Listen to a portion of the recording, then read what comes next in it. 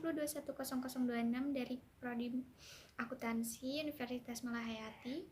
Baik, di sini saya akan menjelaskan sedikit materi mengenai yang pertama, yaitu adalah sejarah perkembangan perekonomian di Amerika Serikat, dan yang kedua adalah bagaimana sih perkembangan perekonomian di Amerika Serikat pada masa pemerintahan Donald Trump, dan yang ketiga adalah bagaimana sih strategi pemulihan perekonomian di Amerika Serikat pada masa pandemi COVID-19 ini. Sebelum kita lanjut ke materi yang pertama, yaitu yang mengenai sejarah perkembangan perekonomian di Amerika Serikat, sebaiknya kita harus mengetahui apa sih pengertian dari perkembangan atau pertumbuhan perekonomian itu. Jadi, perkembangan atau pertumbuhan perekonomian adalah meningkatnya suatu kemampuan perekonomian dalam memproduksi barang atau jasa. Seperti yang kita ketahui bahwa negara Amerika Serikat sendiri merupakan negara yang menjadi kiblat perekonomian di dunia saat ini. Karena perekonomian di negara Amerika Serikat merupakan yang terbesar di dunia, ditinjau dari segi produktivitasnya, riset dan teknologinya, serta inovasinya. Jadi, apabila negara Amerika Serikat ini mengalami suatu krisis perekonomian, maka itu akan berdampak dan berpengaruh pada negara lain di dunia. Jadi yang pertama yaitu mengenai sejarah perekonomian di Amerika Serikat. Yang pertama yaitu yang terjadi pada masa pemerintahan Presiden pertama Amerika Serikat, yaitu George Washington, pada periode dari tahun 1732 hingga tahun 1799, di mana Amerika Serikat menitik beratkan perekonomian di sektor pertanian.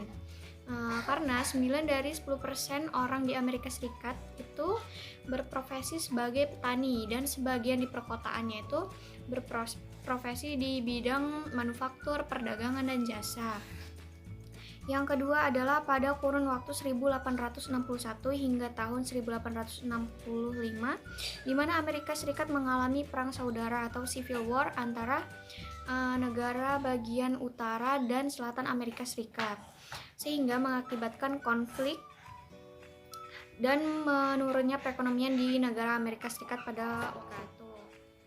Yang ketiga yaitu pada era 180-an. Ini terjadi pada antara perang saudara itu di Amerika Serikat sudah usai, yaitu menjadi awal pengembangan sektor perdagangan dan manufaktur di negara Amerika Serikat tersebut. Yang keempat yaitu memasuki awal abad ke-20, revolusi industri gelombang kedua mendorong pemanfaatan tenaga listrik sebagai pendongkrak utama jasa perekonomian di Amerika Serikat. Dan yang kelima yaitu pada masa tahun 2000-an, banyak memunculkan pengusaha-pengusaha baru yang menjalankan bisnis berbasis internet atau e-business, yang dikenal dengan istilah dark turn company. Yang keenam yaitu pada tahun 2008, Amerika Serikat mengalami krisis finansial yang diawali dengan kebangkrutan lembaga keuangan, kemudian menyeret negara-negara lain dalam krisis global di Amerika Serikat tersebut.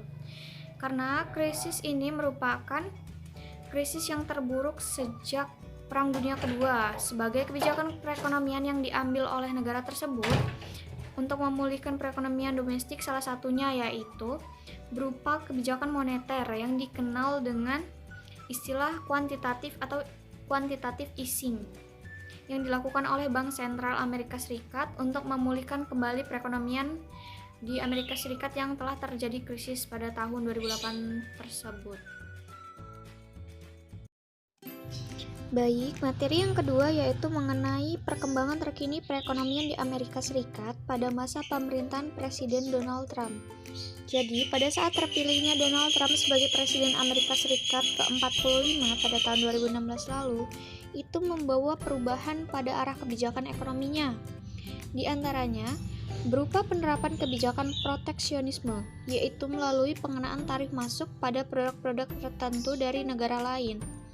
Hal ini dilakukan Presiden Donald Trump untuk melindungi produksi dalam negerinya. Yang dilakukan oleh pemerintahan Amerika Serikat tersebut membawa ketegangan antara negara Amerika Serikat dengan beberapa negara mitra dagang, di antaranya yaitu Cina, Uni Eropa, dan beberapa negara kawasan Asia lainnya. Jadi dengan adanya ketegangan antar negara tersebut menimbulkan perang dagang yang dikenal dengan nama trade wars, sehingga mengakibatkan melambatnya tren pertumbuhan perekonomian global. Jadi yang ketiga yaitu bagaimana sih strategi yang dilakukan pemerintahan Amerika Serikat untuk memulihkan perekonomian di masa pandemi COVID-19 ini. Sebenarnya negara Amerika Serikat juga sangat terkena dampak dari adanya COVID-19 ini. Walaupun lockdown sudah dilakukan di negara tersebut, tetapi bisnis besar maupun bisnis kecilnya sangat terkena dampak dari COVID-19, serta masyarakat yang miskin juga sangat rapuh dan sangat berdampak terkena COVID-19 di Amerika Serikat tersebut. Tetapi beberapa bulan kemudian Amerika Serikat juga, pemerintahan Amerika Serikat itu melakukan beberapa strategi melalui 4 faktor untuk melakukan pemulihan di perekonomian di Amerika Serikat. Yang pertama adalah negara bagian dengan sedikit kasus COVID-19 mengalami pemulihan lebih cepat. Hal ini sejalan dengan apa yang disampaikan oleh Organisasi Kerjasama Ekonomi dan Pembangunan atau OECD, bahwa ekonomi dunia masih bergantung dengan perkembangan kasus penularan virus COVID-19.